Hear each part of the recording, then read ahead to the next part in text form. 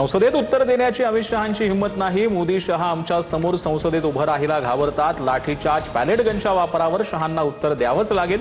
राहुल गांधींचा हल्लाबोल, झारखंडमधील लाठीचार्जचाही निषेध। जंतर मंतरवर कुठलाही गोळीबार झाला नाही। राहुल गांधी अराजकता पसरवत आहेत। केंद्रीय मंत्री जे.पी. नड्डा यांची टीका। विरोधकांमुळे 15 दिवसांपासून संसदेचं काम रखडण्याचाही आरोप। अभिजितयांकडून झारखंडमधील विद्यार्थ्यांवरील लाठीचार्जचा निषेध। आंदोलक विद्यार्थ्यांवर क्रूर बळाचा वापर का? राजकीय पक्षांच्या आंदोलनावर कधीच लाठीचार्ज होत नाही, टिपकेंचा निशाण। झारखंडच्या रांचीमध्ये विद्यार्थ्यांवर पुन्हा लाठीचार्ज। विधान भवन परिसरात आंदोलकांना पांगवण्याचा प्रयत्न। जेपीएससी जेएसएससी कथित अनियमिततेवरून विद्यार्थी आक्रमक। परिसरात तणावाचं वातावरण। झारखंड लोकसेवा आयोगाचे माजी अध्यक्ष अटकेत। स्वातंत्र्य दिनाच्या पार्श्वभूमीवर वर्णित भाजपची भव्य तिरंगा रॅली। 2047 पर्यंत भारत विकसित देश बनणार, मुख्यमंत्र्यांचा निर्धार। तर तरुणांवर लाठीचार्ज केला तेव्हा तिरंगा आठवला नाही का? आदित्य ठाकरेंचा फडणवीसांवर घणाघात।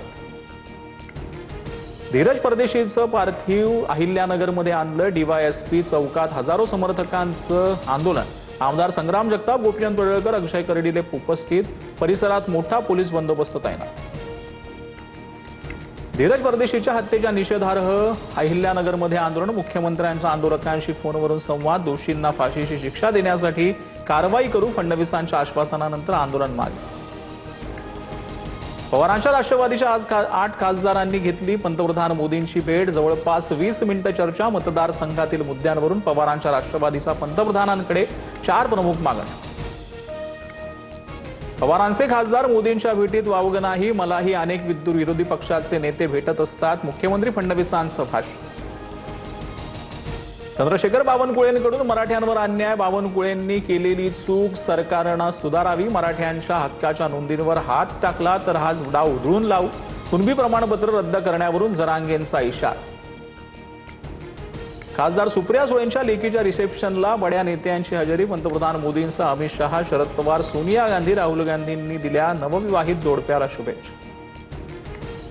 परभणी ड्रग्ज प्रकरणामध्ये ठाकरेंच्या कळंबमधील नगरसेवकाला बेड्या। नगरसेवक मोहसिन मिर्झाला 4 दिवसांची पोलीस कोठडी। परभणीतील ड्रग्ज रॅकेटमध्ये बीड, लातूर, धाराशिवमधून आतापर्यंत 6 जणांना अटक। परभणीत रुग्णवाहिकेअभावी गर्भवतीसह बाळाच्या मृत्यूचं प्रकरण। TV9 मराठीच्या बातमीची दखल घेत आरोग्य विभागाचं पथक चौकशीसाठी परभणीत। रुग्णवाहिकेचे 2 डॉक्टर आणि 2 चालक निलंबित। गडचिरोलीच्या जपलाई आश्रमशाळेत सर्पदंशानं 3 विद्यार्थिनींचा मृत्यू। मुलींचे मृतदेह घेण्यास पालकांचा नकार। सर्पदंश घटनेची उच्चस्तरीय चौकशीची मागणी। पुण्यात दूध भेसळ करणारं रॅकेट गजार। पावडर, पाणी, शॅम्पू वापरून दूध तयार केल्याचा प्रकार। 24 जणांना अटक। तर मुंबईत अमूलच्या नावानं भेसळ दुधाची विक्री रोखली।